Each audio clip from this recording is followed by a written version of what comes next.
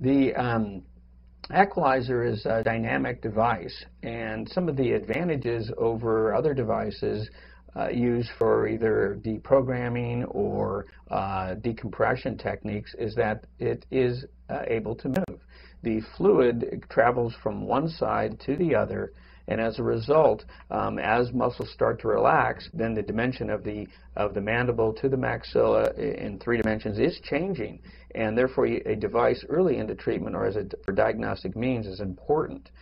When compared with other devices that are static, there is no allowance for these, and also because they are of standard dimensions. So when placed in the mouth, these now don't equate for individuality. The Aqualizers come in different volumes. There's a low, medium, and high volume as opposed to other devices which are one size fits all.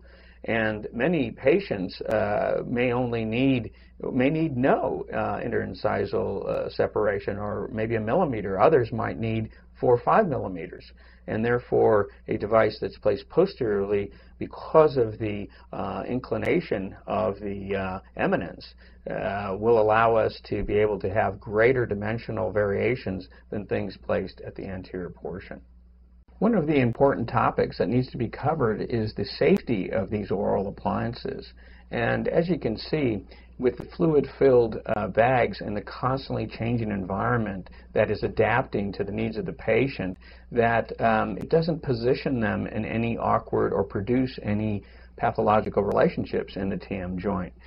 In fact, with the vertical change, it allows for decompression and may be all that's necessary in some situations for the patient's disc to relocate on its own with just them sitting there comfortably in the chair.